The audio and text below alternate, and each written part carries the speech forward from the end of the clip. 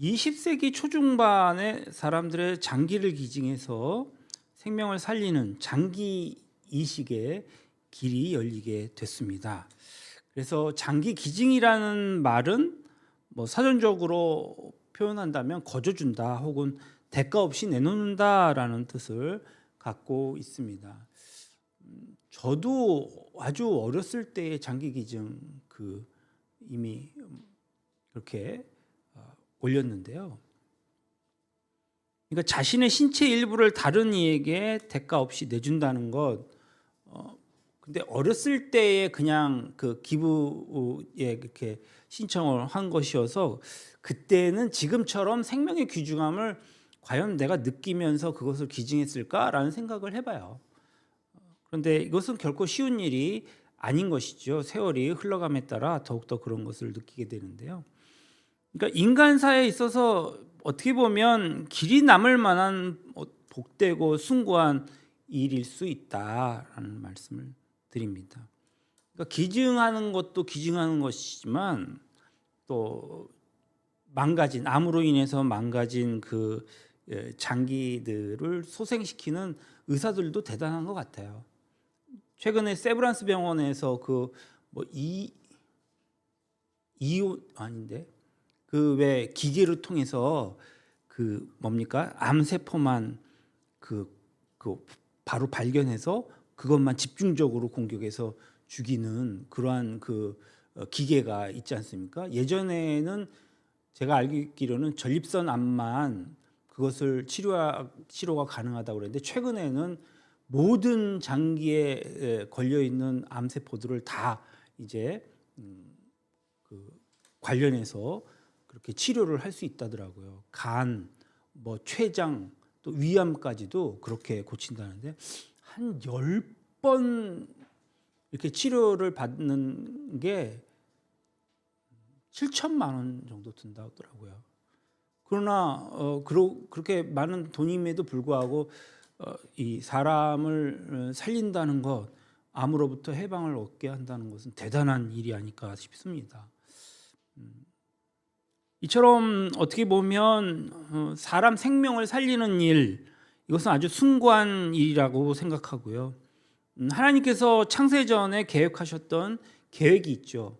그게 무슨 계획입니까? 인간의 구원에 관한 계획입니다. 이 하나님의 그 구원의 계획은 더 영광스럽고 복된 일이 아닐 수 없는데요. 오늘 본문의 말씀에서 바울이 에베소 교회 성도들에게 하나님께서 구원의 계획을 어떻게 이루어 가셨는가에 대한 이야기를 지금 우리에게 설명하고 있습니다. 우리가 하나님의 백성이 된다는 것, 우리의 노력이나 의지가 아닌 하나님의 은혜인데요. 오늘 본문에서 보면 바울이 에베소 성도들에게 우상 숭배나 미신이 아주 성행했던 그 에베소 지역에서 구별되고 거룩한 삶을 살기란 쉽지 않은데 그렇게 사는 삶에 대해서 설명하며 그것을 바라면서 성도들에게 너희들도 그 거룩하고 구별된 백성으로 살아가기를 원하는 마음으로 오늘 이 편지를 썼던 것 같습니다. 아까도 말씀드렸듯이 사도 바울은 에베소 성도들에게 편지를 썼고 하나님을 찬송하는 이유는 예수 그리스도의 아버지이신 하나님께서 그리스도 안에서 우리에게 주어진 하늘에 속한 신령한 복을 주셨기 때문이다 라고 설명하고 있습니다. 그러면 바울은 찬송받으실 하나님을 어떤 분이라고 소개하고 있습니까? 3절에 찬양받으실 하나님을 우리 주이신 예수 그리스도의 아버지다라고 이렇게 소개하고 있죠. 또 신령한 복이란 성령의 사역을 통해서 우리 성도들에게 주어진 복을 말합니다.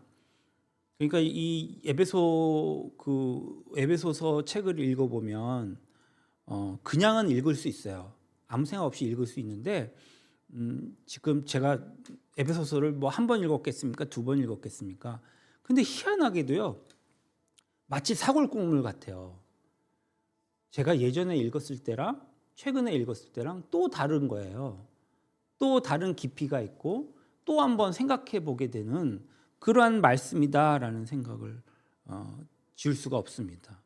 그래서 우리가 에베소에 대한 그 에베소서 책을 읽으면서 신령한 복이란 어떤 복인가에 대해서 생각해 본다면 성령을 통한 구원의 역사를 뜻한다. 성령을 통한 구원의 역사. 이것이 무엇이냐에 대해서 우리가 생각해 보았으면 좋겠습니다. 그러면 바울은 그리스도 안에서 우리에게 주어진 하늘에 속한 신령한 복을 무엇으로 설명하고 있습니까? 4절에 하나님께서 우리를 택하여서 거룩하고 흠이 없는 자가 되게 하신 것이다. 이게 뭐라고요? 신령한 복이라고요. 신령한 복. 그러니까 아까도 우리가 진영이가 네팔 가서 이렇게 여행하면서 이렇게 사진 찍은 걸 보았지만 네팔에 많은 사람들이 있잖아요. 거기는 이제 대부분 뭐 힌두교 사람들, 불교 사람들이지만 그 안에 기독교인이 있어서 걸어 다니는 거예요. 기독교인이. 그래서 사실은 같은 사람이지만 분명히 구별된 사람이라는 거죠.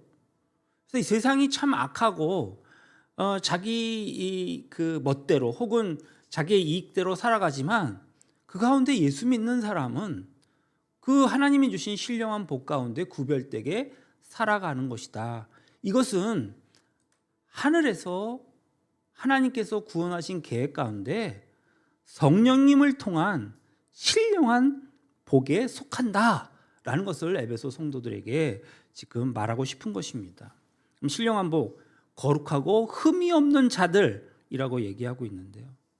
거룩하고 흠이 없는 자들에게 무엇을 주셨다고 말씀하시고 계시는 것입니까? 하나님의 기쁘신 뜻대로 성도를 예정하사 예수 그리스도로 말미암아 자기의 아들들이 되게 하셨다. 자기의 아들들이 되게 하셨다. 5절에 그 기쁘신 뜻대로 우리를 예정하사 하나님이 원하시는 하나님의 뜻대로 살아가는, 그래서 하나님이 저 사람을 볼 때에 아무개를 볼 때에 우리 청년들을 볼 때에 하나님이 기쁘신 뜻대로 예정하사 미리 정하셔서 저 녀석은 내가 정말 사랑하는 아들, 정말 내가 기뻐하는 귀한 딸이야, 이렇게 예정하사 예수 그리스도로 말미암아 자기의 아들들이 딸들이 되게 하셨다. 하나님의 기쁘신 뜻대로라는 뜻은 어떤 의미를 가지십니까?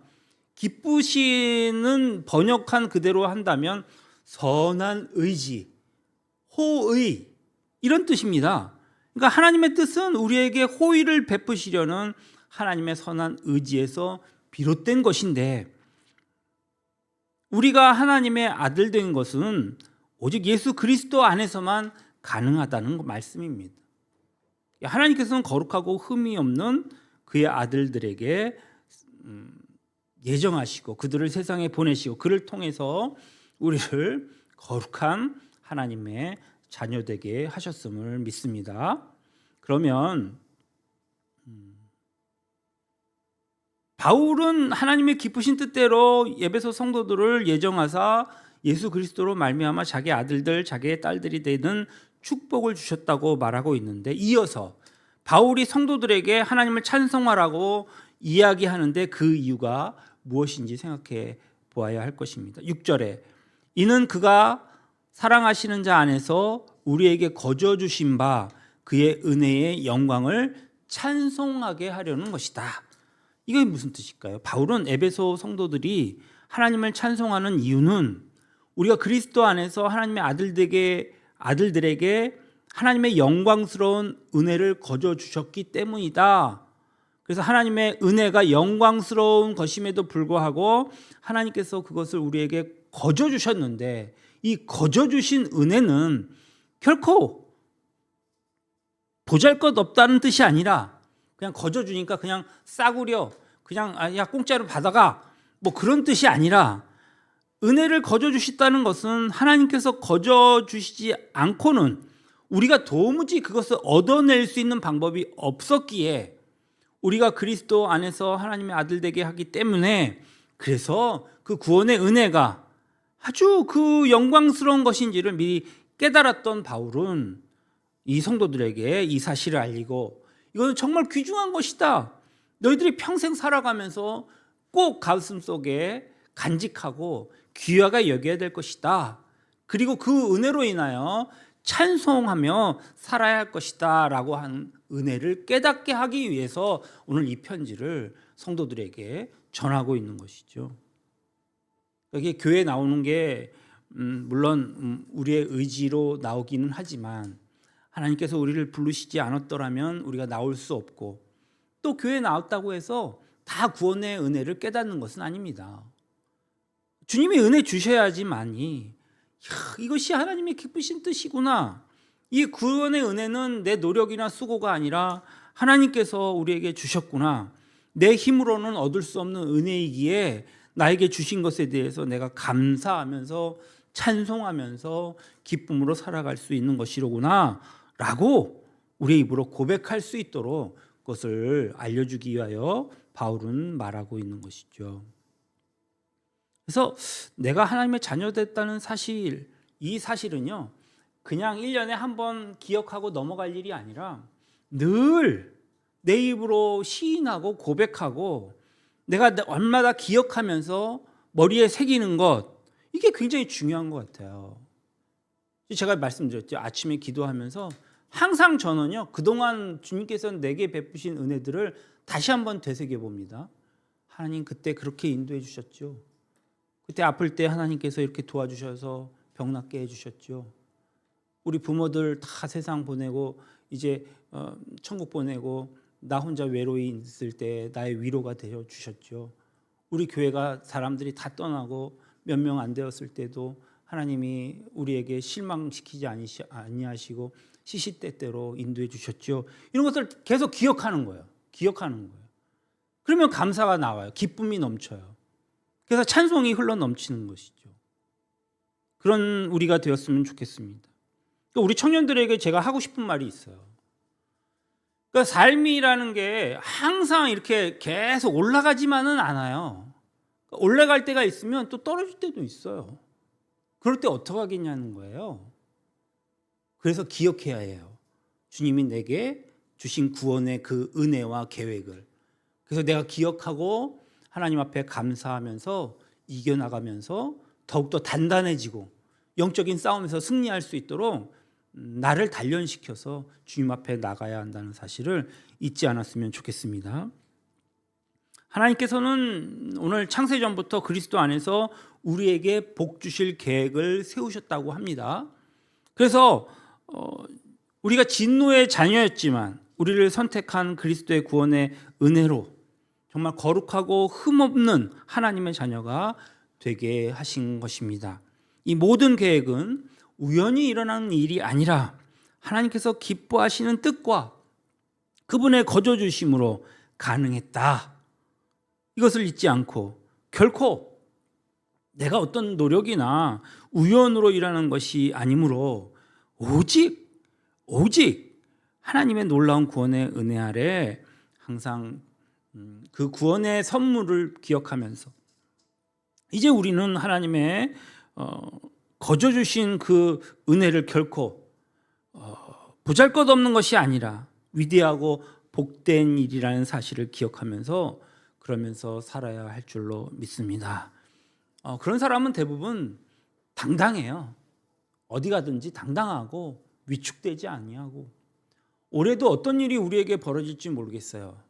경제적인 어려움이 일어날지 어떤 환란이 일어날지 모르겠지만 예수 믿는 사람은 나는 주님께서 택하신 귀한 구원받은 사람이라는 사실을 인식하고 내가 어려움에 처했을지라도 결국에는 주님께서 나를 승리의 길로 이끄신다는 사실을 내 입으로 시인하고 고백하고 당당하게 이 세대와 맞서 싸우며 나갈 수 있었으면 좋겠습니다. 오늘도 그 구원의 하나님께 영광과 찬송을 올려드리는 삶을 사시기를 우리 구주 예수 그리스도의 이름으로